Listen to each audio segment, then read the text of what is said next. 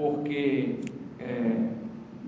é exatamente nessa capacidade de nos religarmos a Deus é que podemos ter a fonte do amor, que é do servir, e se dispor a servir. E gostei aqui da expressão que usou o padre Clair, do que é política. Política é o bem de todos e o bem de cada um. Não pode haver o bem de cada um sem o bem de todos. Esse é o grande equívoco da sociedade atual, que busca o bem de si mesmo sem estar atento para o bem de todos. Por isso que as pessoas estão desinteressadas de política. Para que política?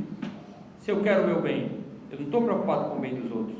De fato, tem toda a razão. Para que política? Então o egoísmo nos levou a um distanciamento do que seja o bem comum.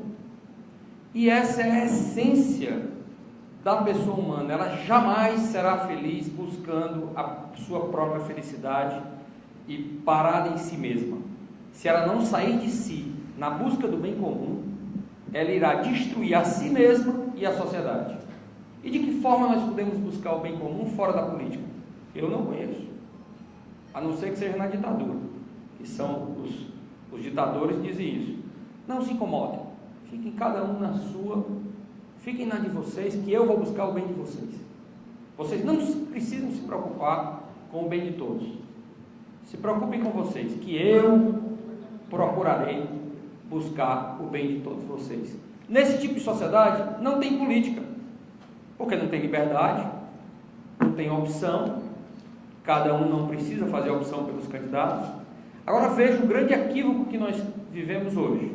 Nós temos uma sociedade que é livre, democrática e não faz uso da sua liberdade, porque não se interessa pela política e ainda pelo contrário, vê como uma área extremamente pecaminosa. De fato, e tinha que ser pecaminosa, porque as pessoas de bem, os homens de bem, as mulheres de bem, não fazem o exercício da democracia pela opção dos seus candidatos, e ela é ocupada por verdadeiros criminosos que jamais poderiam ser chamados de políticos. Corruptos. De 22 deputados federais, na minha área do estado do Ceará, 15 poderiam ser listados como corruptos. Então, é importante e grave essa situação, e nós então temos na igreja o clero, que naturalmente tem todo o desafio de conduzir, de formar as suas ovelhas, os leigos, para Deus, e os leigos que têm o desafio de construir a civilização do amor, que já conclamava o Papa João Paulo II, e que foi tão bem sucedido pelo Papa Bento XVI. E é por essa construção da civilização do amor que eu me motivo na política, para atuar, para construir essa sociedade do amor. Então um debate como esse nos dá realmente a possibilidade de nós podermos aumentar as nossas convicções e podermos rediscutir via os fundamentos de uma sociedade. Hoje eu discutia com um político que é a favor do casamento de pessoas do mesmo sexo, e ele me dizia que a igreja estava ultrapassada, porque essa era um fenômeno social que já acontecia, a igreja relutava em não aceitar, e que deveria aceitar, porque já era um fenômeno social. Eu disse, pois então esse seu raciocínio está muito bom, nós temos que aceitar os criminosos, nós temos que aceitar toda a desordem social como algo bom e saudável, a ser cultivado. Já que é um fenômeno social que está acontecendo, nós não podemos mais ser a favor nem contra, nós temos que simplesmente aceitar. São esses equívocos que estão levando a exatamente a aprovação do aborto, porque já não se tem bem certo o que é o valor da vida, nem da onde mesmo começa a vida. Terminou muito bem o Teodoro aqui quando disse, eu tenho convicção de que foi Deus que criou o cérebro, e não o cérebro que criou a Deus, nesse sentido, é que nós não temos o direito de estabelecer quando é que começa a vida, porque Deus criou a vida quando o óvulo foi fecundado. Não cabe questionamento sobre isso, porque é a própria ciência que diz. E mesmo assim, para ofuscar a mentalidade das pessoas, mesmo cristãos ditos cristãos têm feito concessões naquilo que é o fundamento de uma sociedade.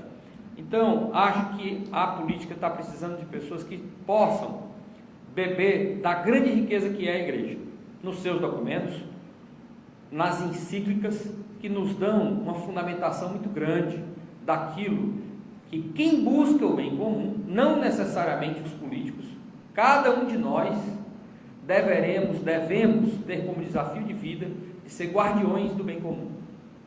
Os políticos são apenas aqueles escolhidos por cada um de nós para poder nos representar no que acreditamos. Se nada acreditamos, temos pouca chance de fazer boas escolhas na política.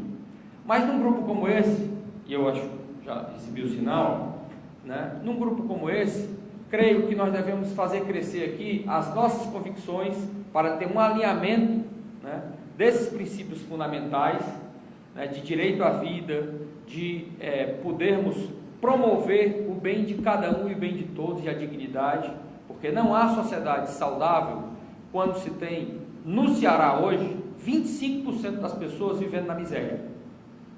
E nós acharmos que isso está normal, é isso mesmo, não tem nada de anormal, isso é anormal. E quem vai corrigir isso? A política.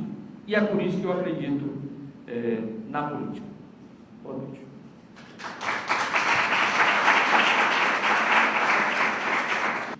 Eu, quando retornei para o Ceará, nos estudos, eu escrevi um livro sobre política, partidos e Constituição no Brasil. E eu tentei resumir o meu livro nessa bola aqui. Ou seja, aqueles que estão no centro, que são os que exercem, que militam, que participam na política. Mas ninguém sai da roda. Porque se você não participa, você sofre as consequências da política. Porque a política é inerente, faz parte da essência. E a essência diz que você deve viver na sociedade em função dela, em função do bem comum, em função do bem-estar social, que está acima do bem-estar individual. Não há nada realmente que justifique a sua não participação, porque senão você sofre as suas consequências. Posteriormente eu fiz um outro livro, resumindo esse livro, que também traz a mesma conclusão: o primário da política na sociedade, no Brasil. Você tem um homem, ele não pode sair do Brasil, ele tem que participar para poder transformar as estruturas injustas, a concentração de renda, as desigualdades sociais. Ou seja, o homem, ele deve ser solidário, ele deve cumprir ainda, tão presente o lema da Revolução Francesa, que é de 1789, igualdade, liberdade e fraternidade. E agora nós estamos vivendo a época da fraternidade. De fato, nós não podemos arbitrar o pensamento católico, e eu acho que não seria jamais o propósito. Apenas a igreja, ela é guardiã da pessoa humana e especialista na pessoa humana, naquilo que se defende, que é fundamental, não é porque se seja católico, mas é porque é fundamental para a sociedade.